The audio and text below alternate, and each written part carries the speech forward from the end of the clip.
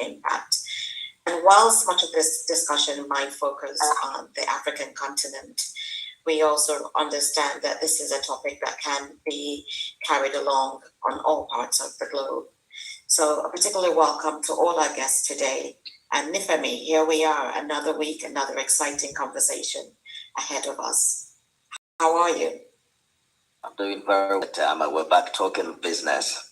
Thank everyone for joining us. Let me begin by introducing our panelists. You, Kimberly Peterside, is CEO of two companies, Crimson Blue Company and Logistics Limited, a coffee aggregator and trader, an exporter logistics company that assists small enterprises with market product intelligence, compliance entry, and distribution.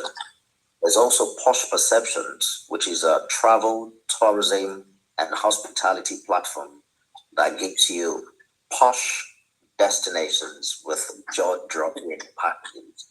I like that. We should do business. And she's an aviator with over 15 years experience in cabin, cockpit, operations, finance, quality assurance, safety, and logistics departments. Kimberly, thank you for joining us on the podcast.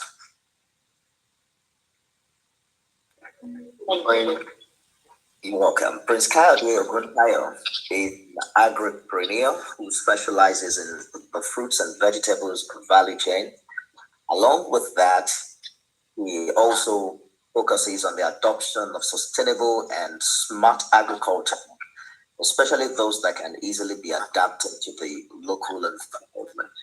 His company, Green Paris Farm Limited, specializes in hydroponics technology and vertical farming solutions. Prince, it's good to see you again. Thank you for joining us.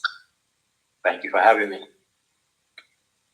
Dr. Ama, entrepreneur, educationist, behavioral consultant, and resilience coach. She's the immediate past chairperson of the British Business Group Nigeria and currently chairperson Africa Sustainable Trade, which she co-founds. So where do we begin from? You forgot somebody, Nifemi. You forgot our co-producer. Our co-producer, Peter Armand Boyo. It always happens. Welcome everyone to Think and Reimagine. And if you're joining us live stream on YouTube or LinkedIn or Facebook, we welcome your comments and questions. And this is an interactive podcast, so send us your comments and we'll be happy to share. Thank you. Absolutely. You know, I have to start by saying something because you're probably wondering, why do we have this panel? I met Kimberly via LinkedIn, and I was fascinated through our conversations when she talked about coffee. She's very passionate about coffee. And the more she talked about it, I realized that she had a concept, an idea, you know, where coffee could be call it a trade export for Nigeria, and of course it could have some impact. So I thought this would be a great place for us to have Kimberly share her ideas and how we can get this going. And then Prince Kayode, what can I say? Fruits, vegetables, agroponics, vertical farming. These are some of the innovative ideas that need to come onto the African continent. Whilst we're all here in Nigeria, this is the place. You know, when you think about the numbers coming out of the statistics about Africa as a whole, recognizing the population of this continent, which is what 1.4 billion.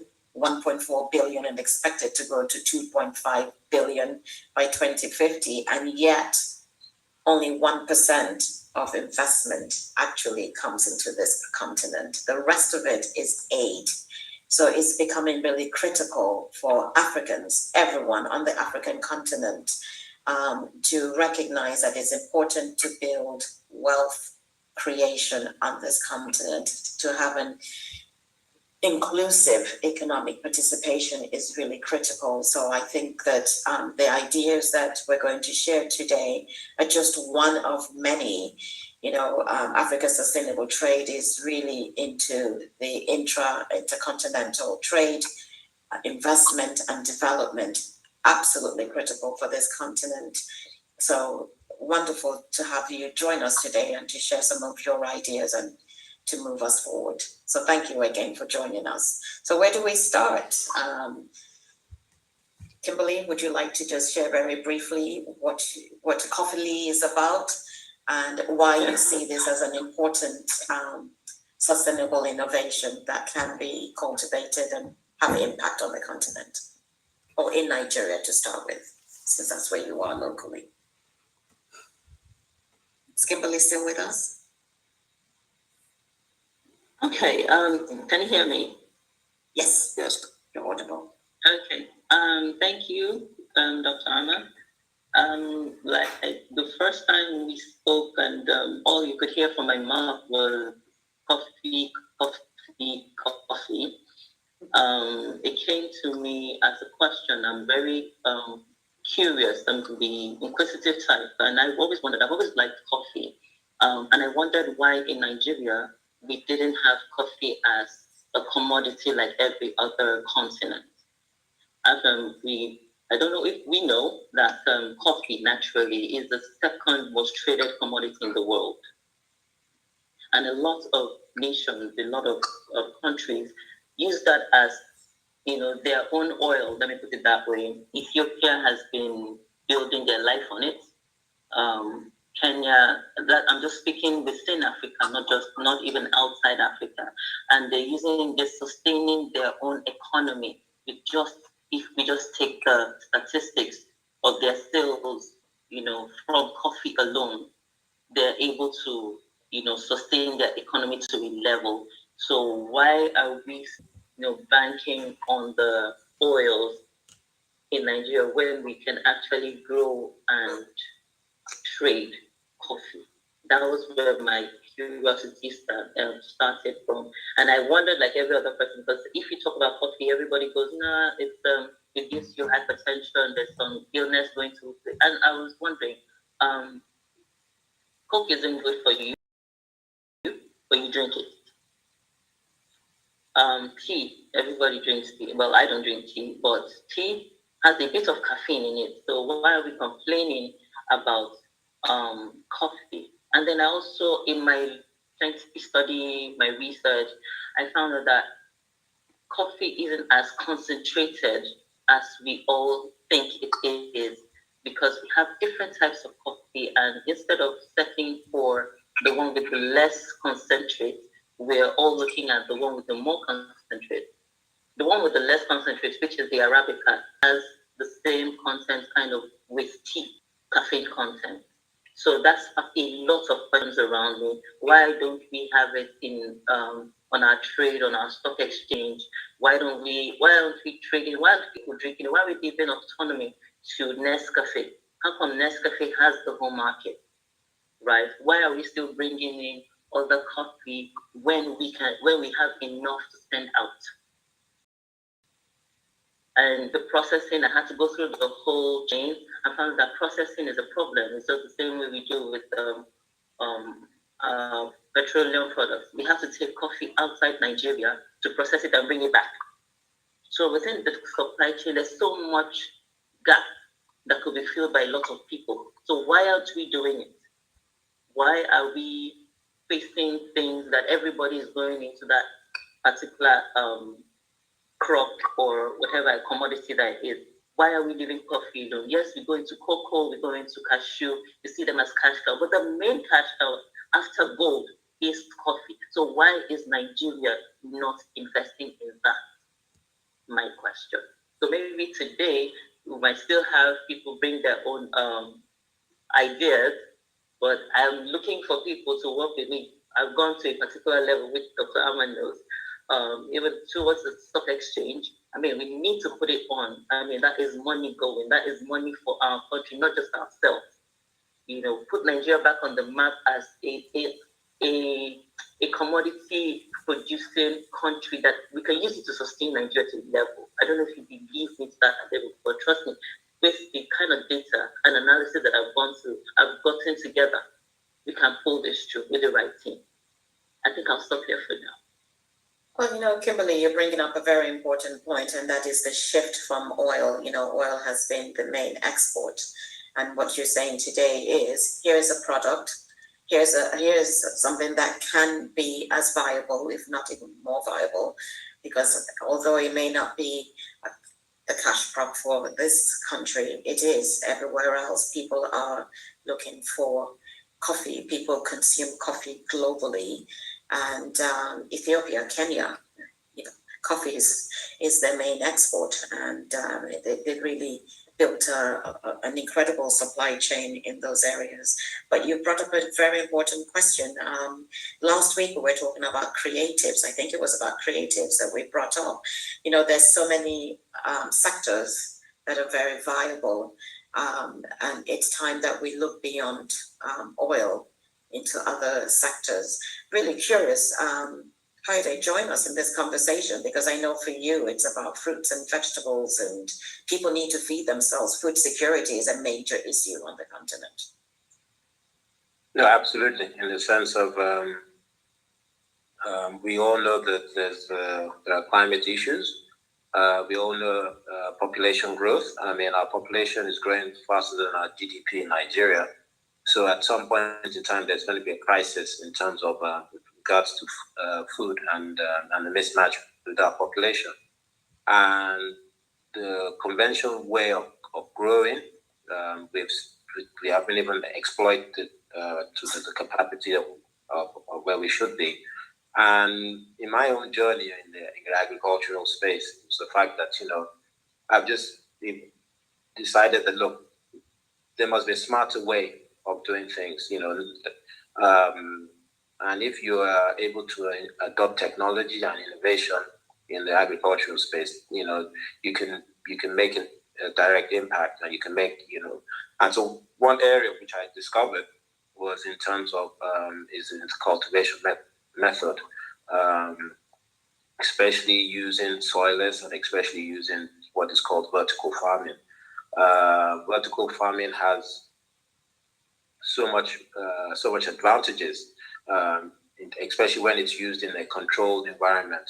Like in anything in life, if you control your inputs, you have more likely to be able to control your outputs, and that's basically what hydroponics and vertical farming does. It's this new concept of controlled environment agriculture, and so therefore you are able to grow better, taste better, better quality, and it's just taking the basic principle of growing in greenhouses, but on a vertical scale, and so therefore your yield is, it's 10 times what you would have probably yield from the conventional method.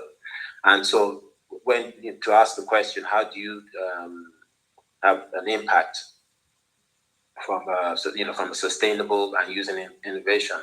I believe that the vertical farming and hydroponics technology is going to have a direct impact on how we cultivate in the future to be able to meet the demands not only of Nigeria but also of the continent in terms of vis-a-vis population. And so it's how we adapt that, it's how we bring that into fruition, it's how we embrace it is what I'm looking forward to and what I'm striving to achieve, with my association, with the Association for Vertical Farming, and some of the pilots or some of the projects that we are trying to embark on in Nigeria. There's a way it sounds when I hear you talk about hydroponics and vertical farming, Prince, especially when you talk about 10 times yield. I'm just concerned, why do you think it's not yet the mainstay of our agricultural practice in Nigeria? If it's that lucrative, if it gives more yield and all of that, what do you think we are still sleeping on it? It boils down to capital. It's a front end capex. It's front end loaded in terms of the infrastructure that you have to put in place. I.e., obviously, it has to be in a controlled environment, so it has to be a greenhouse or a screen house or a purpose building. So in terms of it's not just open field. cultivation. And in terms of the primary, in terms of the irrigation system, because it's soilless, the irrigation system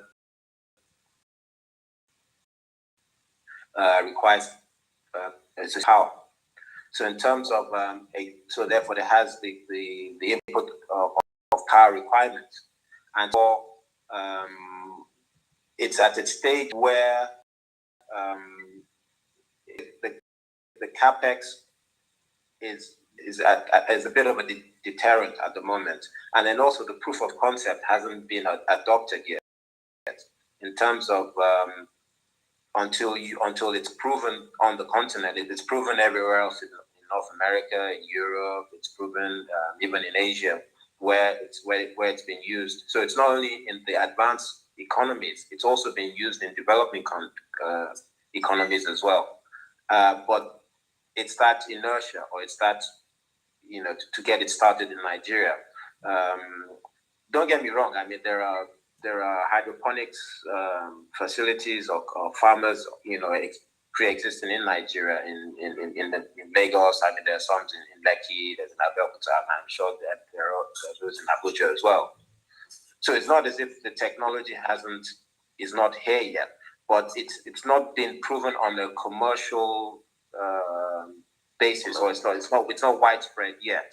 And the inhibiting factor is capital. There is it is front-end loaded capex, but going forward, the OPEX, it's extremely. I mean, it has an extremely low OPEX, especially if you use sustainable energy in terms of if you adopt solar for your energy solution, and that in itself can take care of that power requirement. And in terms of we have been in Africa, the sun goes down, throughout the year we have a longer, of sun rays. So in terms of it naturally adapts using greenhouses, so that the cultivation should be embraced in Africa. And so to answer your question, is the capex really that's holding. But at some point in time, we have no choice, because things like leafy greens, certain types of peppers and tomatoes that are imported, is because they're grown in that environment in Holland. So why not establish the same in country, and then you become an import substitute, or at least you are. In fact, importation becomes irrelevant in it, and therefore we are able to meet our own needs in terms of quality and consistency throughout the year. And that's what controlled environment agriculture enables you to do. It enables you continuous cultivation throughout the year. I mean, there isn't a season anymore, because in terms of you're able to adopt, and you're able to cultivate throughout the year. And then it also offers opportunities for of that social impact. The majority of subsistent of farmers are women, in terms of they make the bulk of those who actually farm. And if you're able to empower them with the new technology, especially low tech vertical farming, it empowers them further, and it enables them to be able to actually produce better quality, be able to reach new markets. So therefore, it addresses gender inequality. Then it's just that empowerment, and we know the multiplier effect of if you empower women in terms of within the family ecosystem, they the whole family, or the community improves. And so there are benefits that comes with this type of cultivation, because it's less labor intensive in terms of the growing. It doesn't because it's soilless. It doesn't require tilling and plowing and what goes on with the traditional cultivation method. And then it also has an impact climate impact, because the carbon footprints are extremely reduced, because there's no tilling of the soil, and every time you till the soil, carbon gets released. So in terms of by going soilless as well, it has that direct impact on the carbon footprints. Hearing you speak, you wonder why we still spend so much money buying tractors and buying fertilizers and powering, substitutes. Yes. No, don't get me wrong. Don't get me wrong. Not everything can be cultivated using soilless hydroponics or aquaponics or vertical. I mean, there are root crops. Your tubers still can't be cultivated using the methodology.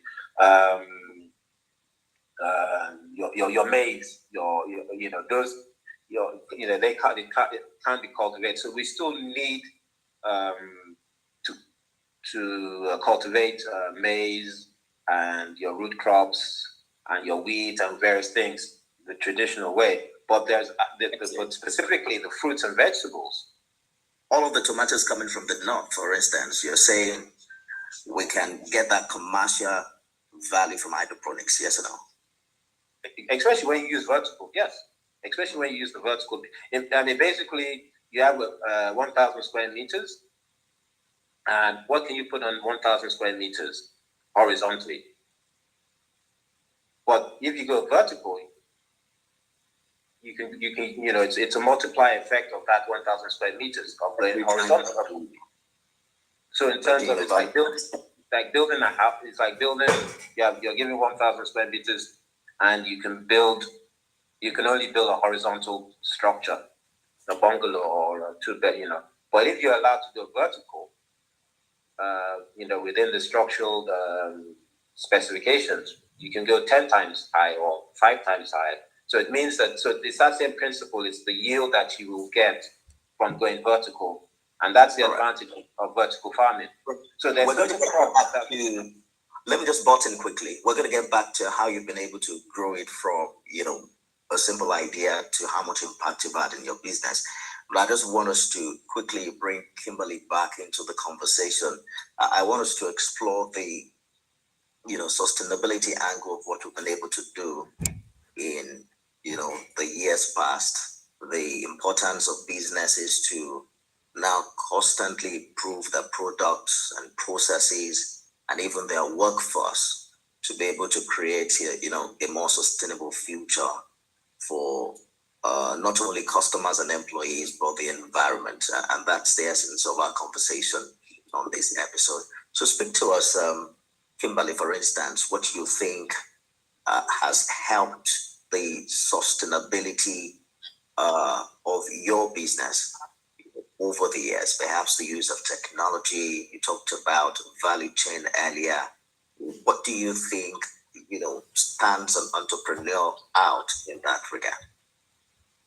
Okay. When you say over the years, I would really like to shorten the over the years, but the most important part is the gender inclusion for me. Okay. Right. The way we've been able to include women into everything that we're doing. Those women are like bulwarks. You give them a little piece and they're going with it. Right? They've been able to penetrate a lot of places, do a lot of things that I can't even explain right now. Yes, I'm not really a farmer, so listening to Prince Kayode now, and I'm going like, okay, where's this taking me? What can I do with this? But also, I come from the empowerment part of it. Where give me 50 women that want to do something in this particular space of mine. With his help right now, I can imagine the space will cover in less than 6 months. Right? Just putting two of us together, I have the data, I have the know-how, but he has the technique. Just that, not just, and then fueling the women in the remote areas right now that have the farmland. They have all sorts, but we can use them as Kimberly is bringing fulcrum that we need to get where we want to go in. I'm sorry? No, go ahead, Kimberly. Okay. So, and if the impact for me right now that I'm really facing as a person, not just the awareness of coffee and the rest of it, is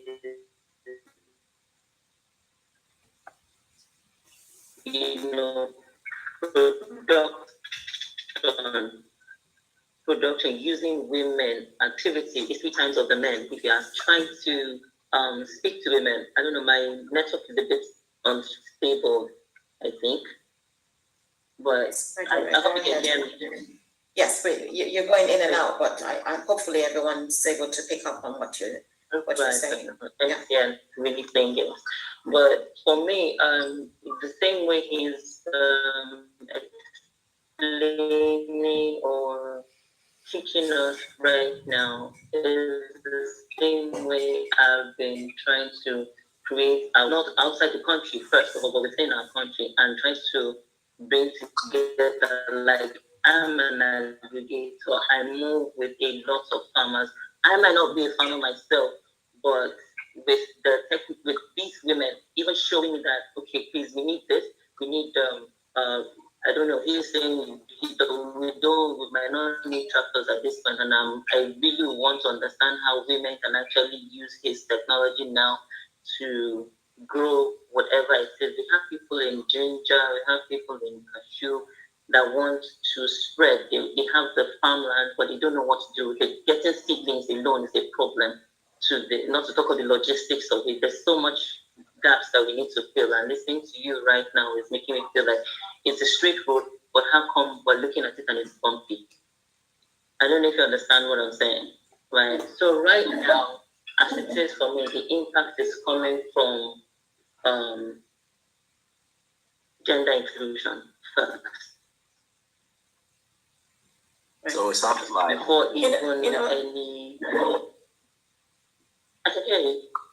yes, the biggest challenge that Prince said earlier is how capital intensive the use of hydroponics, and the technology is. And when you talk about women, usually it's the rural women who don't have access to all of this technology that need them the most. So I don't know how we can bridge that gap, and if it's something that is feasible. It's interesting that we're talking about this today, and each of I think it's feasible because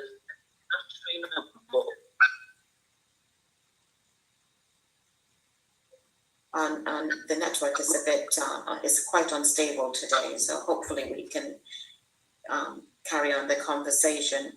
I was going to comment actually on what both of you had shared, and both of you mentioned the empowerment of women, but we should also remember is the empowerment of youth. It is true that 70% of the MSMEs are run by women, and that will include the small farmers, but we've got a healthy youth population that is either underemployed or unemployed that we can tap into. So the question I have for both of you is, how do we get the youth involved in this? When you think about the high focus on getting a university degree, you're both university graduates with multiple degrees, I'm sure, but the emphasis right now is on university education, but not many of them are going into agriculture. Come to think of it, I think Nifemi himself read agriculture, but he's doing something completely different. How do we get them to see that there is value in these other aspects of innovation that could be, one, open the door for inclusive economic participation, two, go about increasing trade, whether it's within the country, within the continent, and the ability to also export, which would then bring us to what is the quality control that's going to have to be in place, because that we have not even touched on that. It's one thing to be able to feed the nation, but it's important to be able to have quality produce that you can then export, whether it's within the continent or outside of the continent. So that's really critical. So how do we get people to understand the relevance of this, and how do we make it financially viable? Particularly the vertical farming, hydroponics, it's intensive, it's cash capital intensive, and those who are doing the work, the women in the rural areas, they don't have that kind of funding. Yeah, I mean, obviously, in terms of like I said, it is capital intensive, in terms of it's front end loaded. But there are low tech versions of vertical farming using hydroponics. In the sense of and that's what we have adopted. But we've gone with with the low tech version of it, in terms of that will make it accessible to within the rural community and within especially SMEs or even the youth. I mean, personally, 60% of my workers are women. In terms of currently, in the sense of they actually make the, like I said, they make the backbone of agriculture, of cultivating. They're more dedicated towards it. They know the importance of it in terms of of the impact of feeding their family. And so, in the sense of, and then also especially with the youth, regards to the youth, and I think using innovation and using technology, it's something that will attract. Let's call a spade a spade. Agriculture is not very attractive in terms of its manual, its labor, there is no, it just does. I'm sorry to say, it doesn't have any sex appeal. In the sense of it's just not it's not an attractive industry before, because it's like, oh, why would you want to go and be getting your fingers dirty? Why would you want to be living in a rural? There's no. But when you use innovation and you use technology, and you are able to showcase that, okay, well, you are able to actually use a new method of cultivating, and the method that takes into factor knowledge, expertise, takes into the factor sensors and monitors that helps you to improve the yield, and in terms of adapting solar technology for your power solutions. These are technical things. These are the things that will actually probably an inquisitive mind or a young mind might be able to say, okay, if I adapt this and I adapt that, I'm able to now get this result and this solution with a productive or value adding vis-a-vis. I'm able to grow and cultivate vegetables. I'm able to grow and cultivate fruits, and the quality that I'm getting is appreciated. In terms of, I will take it to the market, I'll take it to the supermarket, I'll take it to the local market, or there's just an improved quality. Then in itself, that business model will naturally and people will gravitate to it, because in the sense of, if you're getting quality outputs at the end of the day, and somebody asks you why, how are you doing that, or how have you been able to achieve that, and it's, oh well, I'm using this technology, or I'm doing it this way. There's a natural gravitation towards the adaptation of that technology, and so the challenge is actually, first of all, like I said, is to establish the proof of concept using low tech applications of it that can now easily can be adopted in the local, within the local environment, and that in itself, I truly believe it's that will attract the youth, in the sense of they themselves will now, it's not the, oh, I have to, and then again, sorry, the critical thing is land space. Like again, going back to the yield, all you need from 100 square meters, you can yield 1,000, the equivalent from 1,000 square meters. So you can imagine that you're maximizing your utilization of space. So in terms of you could actually cultivate, apart from the rural where there's availability of land, even within the urban areas, you can actually cultivate the equivalent of 1,000 square meters on 100 square meters. Now that in itself, will have a major impact on the ability of attracting those. So therefore, it doesn't necessarily have to be the people in the rural community who are cultivating, who are growing. you can have urban farmers as well who start, who start growing. And I think that's really where vertical farming will have its impact in terms of urban farming, especially where the population is, in terms of, we know how dense Lagos is, we know how dense the cities Ibadan or Port Harcourt, or so in the sense of, if you're able to encourage urban farming using the technology where you're maximizing on space and land allocation, then it will definitely have an impact in attracting the youth, and obviously in being able to grow the industry, or grow using this new methodology, and that in itself, in the long run, have an impact on the entry cost of being able to enter into the industry using the new technology. If you've said something that has really hit home today, and I hope that people are listening, of course, you called farming is not sexy, but I don't know what place that has, but you've highlighted that you can be an educated person and be a farmer. Farming is not just for the rural areas. You can have city farmers. Everyone and anyone can be a farmer. It's about an interest and also the desire to produce and contribute to this sustainable way of living.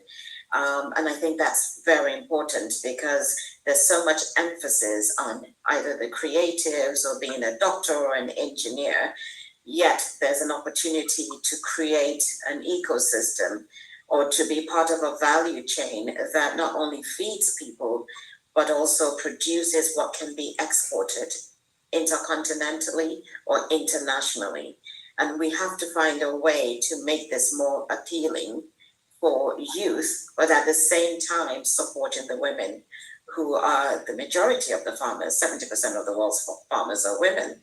I think a few weeks ago we were speaking to Olumide from Africa Sustainable Trade, who said, in the developed world, the farmers are the wealthiest people, and in the developing world, the farmers are the poorest people. That narrative needs to change completely. I did mention earlier that Nifemi, did you not read agriculture? Yes, I did. I actually I read agricultural economics and extension. So the interesting part is that the extension part of what I studied has to do with farmers' education, and that's what I'm doing right now. Talking to people about hydroponic.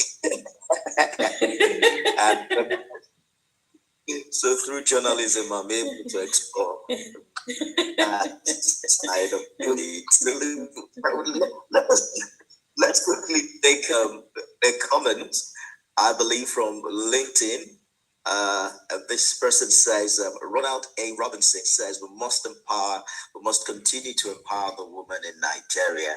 And then he goes ahead to say, Michael Opara, University of Agriculture, Umudike, has an excellent program. And that also, brings to the fore the need for us to adjust our education program to what really meets our need. Right now, in the midst of the economic crunch, I see that the federal government is trying to get as much food that it can to the poorest of the people. But the most sustainable way to do that would be to introduce this modern means of agriculture into our midday education. So people still go to farm, because I graduated from school about maybe 10 years ago, and there was no single course on hydroponics. I know there's aeroponics as well, which I still, in the fourth year in university, all we did was cultivate arable land, learn how to apply fertilizers and things like that. I think that our education program also has to be upgraded to meet our current day realities in such a way that we can now begin to provide and localized solutions to our problems. Right? We are here now talking about the need of women, particularly rural, and it would be nice if in these solutions, but it's fortunate that's the current situation. Prince. In the sense of, like I said, I work and I represent the Association for Vertical Farming, which is a non-profit, international non-profit organization based in Germany. And one of the programs that we are trying to implement is to set up training and demonstration centers where we capacity building can be achieved in terms of it is that training and that is necessary in terms of we're working with the IITA in Ibadan in terms of trying to bring that into fruition. So you absolutely hit the nail on the head in the sense of there has to be a re-engineering or a refocus or in terms of we have to train people, we have to teach people of the new methodology of cultivation, especially in the horticulture sector of the agriculture. Like I said, not everything can be solved through hydroponics or aeroponics and vertical farming, which use soilless technology. But at least those that can, then it must be embraced and it must be exploited to its fullest. Because of so much benefit in hydroponics and controlled environment agriculture, there's no need for use of herbicides and pesticides. In terms of you remove that out of the equation, so therefore you could say it's healthier. It's healthier cultivation in terms of like I said, in any environment where you're able to control as much variables as possible, then you're able to determine the output better, and that's what the combination of hydroponics or aeroponics or aquaponics with vertical farming in a controlled environment enables you to do. So you are able to grow better, taste better, last better, and so while having economic and social impact as well. Unfortunately, Kimberly and Peter are having internet or network issues, so Kimberly keeps coming on and dropping off. And Peter, who was going to speak to us about some of his creative innovations, has not been able to reconnect with us. But, I just wanted to add on to the discussion that's going on now about education, because what's coming up is the idea of changing the narrative. What is the purpose of education? If the purpose of education is to create employable people, then we need to give them the skills that they need from the very beginning. Perhaps we need to redesign some of these courses. Perhaps we need to sort of reevaluate and restructure education as it is. It's not about getting information or going to a classroom and regurgitating information at the end of the year and getting a pass mark, and yet you can't apply it. That for me is one of the big questions on this continent. Is we have people who are educated, but they can't think independently, or they don't think as independently as you would expect. And they're very good about taking directions, but then they don't sort of self-motivate themselves. So we need to really think about how we're giving information and what is the purpose of education. Because if we don't have the right education, there's no way that we can improve or change the narrative of the continent. And that is the stumbling block I mentioned from the beginning. There's a need to shift from being a continent that receives aid to a continent that's building wealth. So wealth creation starts with education, goes on with skills acquisition, making it affordable for people to do what it is that they love and enjoy, funding being available, empowering women, empowering youth. I mean, these are very critical. Job creation. If you can't create jobs, how do you get out of poverty? 5 out of 6 people on the African continent are below the poverty line. It's sad. In a continent of 1.5 million people, 1.1 million are living in poverty. Why? And yet this is a continent that's rich in resources and land, as we've heard, resources and minerals and human capital. So we have to develop the human capital on this continent. It's critical. It's critical. I agree with you completely. I just want to ask Prince very quickly as we begin to wrap up. Let us break this down. You know, sometime in, I think it was 1972, there was this Operation Feed Yourself in Ghana. There was something close to that also in Nigeria. And it usually comes to fall in the face of economic challenges. So I think we are back there now, where I remember that growing up, we have this little garden behind our house where we get most of our vegetables from. Call it tomato, call it leaf, you know, all these vegetables that you use for cooking and stuff like that. I currently live in Lagos where everywhere is cemented. There's hardly space to plant. And that's where, you know, your kind of farming appeals to the modern city person. So Exactly. how can we, is this some alternative we can explore at the domestic level? How accessible is the infrastructure to the average African or Nigerian, and how affordable also do you think it can be? Absolutely, yeah. In the sense of the fact that the hydroponics or the system that that we were exploring, that we're implementing, is soilless, and so in terms of it doesn't require soil, and it can be placed on a concrete flooring space, because it's growth. It's like growth vertical towers, and so the key thing about it is your power solution, because it's like a circular pumping system. So therefore, the nutrients is in the water, and so therefore the nutrients is through it like a drip system.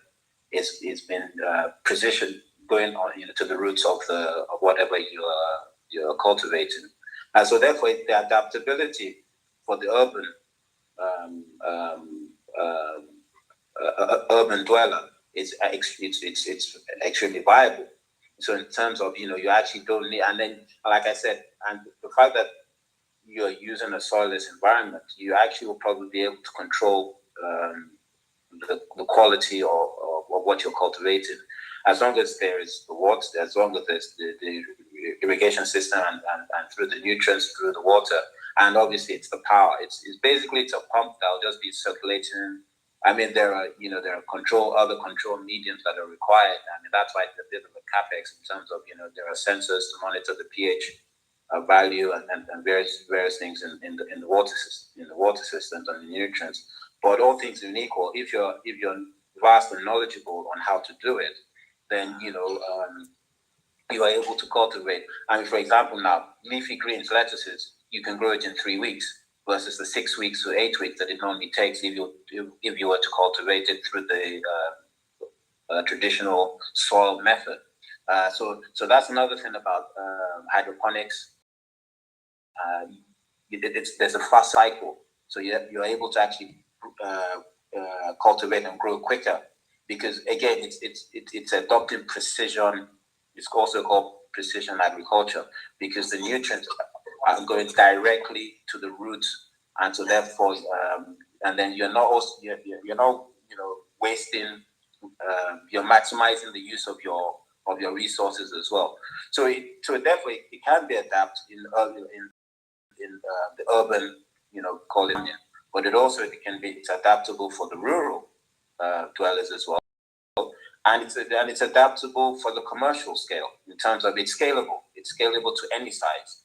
So in the sense of the adaptation of the technology, first of all through education, in terms of in empowering the next generation of the youth, where they choose the subject in horticulture because they can see the practical demonstration of it, where you are growing better. Like I said, I use the grow better, taste better, last better.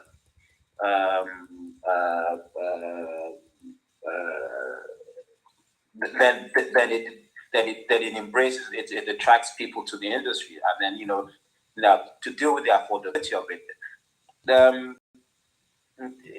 It's one of those things. The more it becomes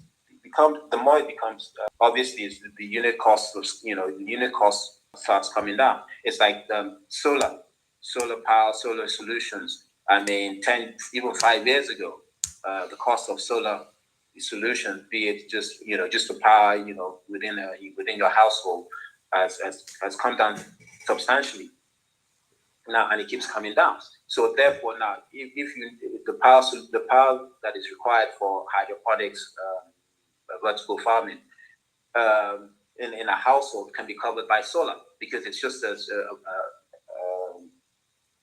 it's probably just a 1 horsepower pump that requires to be powered, but it requires to be powered 24/7, and so therefore it can be designed, and so in terms of being able to be adapted by households is definitely feasible, and the output that they will get from it, definitely you will see that there will be a direct impact versus cultivating the conventional method. So Ronald Robinson on LinkedIn goes ahead to say, respect the farmer, but Africa has the best fertile land in the world. Absolutely. We're wrapping up now. If you can, in 1 minute, Prince, I'm just curious about what was this question I had in mind? Okay, I think it was about when you talked about knowledge. Everyone's self-taught these days going on YouTube. Is this something you can learn by yourself, or definitely? I'm not I didn't have any formal qualification in farming. I mean, far from it. Well, from a young age, I grew up in a farming environment, but far from it that I ever thought that I would end up being a farmer. 45 years plus. But in terms of a lot of my knowledge is obviously self-taught, and then also just being in an environment where I was ready and willing to learn. And so in terms of and that's the thing about it. It's not agriculture or farming. It's not rocket science. Even in fact, even some of the rudiments of things that you learn in your formal education of maths comes into it, and just even rational thinking and whatnot, and your basic biology, your basic photosynthesis and whatnot, it comes into play, and so therefore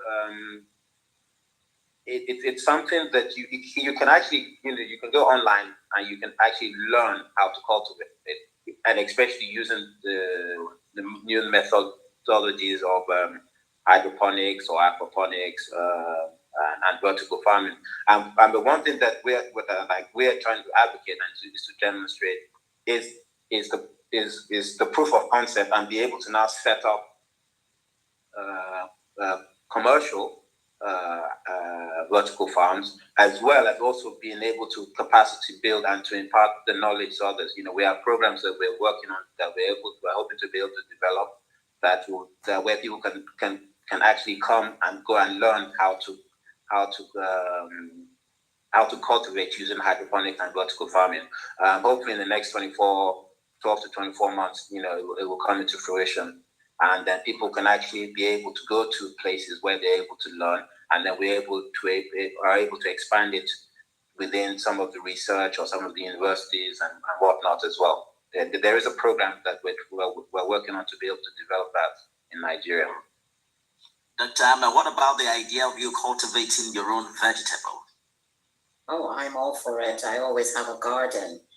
Wherever I am, there's always some sort of a garden, because I think it's important to be able to create, what's the word that you use, grow better, taste better, all of those things. I actually like to last better. Yes, last better. So I'm really all for it. this discussion, though it has focused so much on agriculture, the reality is sustainable innovation is available to all of us. And Kayode reminded us all today that regardless of what your educational background is, we have to be lifelong learners. And through lifelong learning, we upskill, we reskill, and we're able to generate innovative ideas that continue to enrich us individually as well as the communities where we are, and ultimately for us to have impact. But that comes from collaboration and partnerships. And I have a feeling, even though Kimberly was not able to come back on this podcast, I have a feeling she's going to be getting in touch with Prince Kayode here, because she could, you could just hear her get excited about what she could do with the women farmers that she works with, and implementing some of these ideas and concepts into what is going on. So, that's what Thinking Reimagined is about. It's about changing your thinking, restructuring, thinking outside the box, connecting with others. So I think it has been an incredible podcast, and thank you for all of those who have joined us via LinkedIn and other sources. And we're looking forward to coming again next week with another topic. And we hope that the internet service, and if there's anyone out there who can help improve the internet's connectivity on the continent, let's all come together. Energy and technology are critical right now. Thank you. Thank you, Dr. Ama. Thank you, Prince Kayode Oguntayo. And a big thank you to Kimberly Peterside, who joined us earlier, co-producer Peter Ama Boyo. Thank you, everyone, for being a part of this episode. I'm Nifemi Oguntoye. See you again soon. See you next week. Thank you. Bye-bye. Thank you. Bye. Recording stopped. Thank you for joining us. Sorry, the internet has been an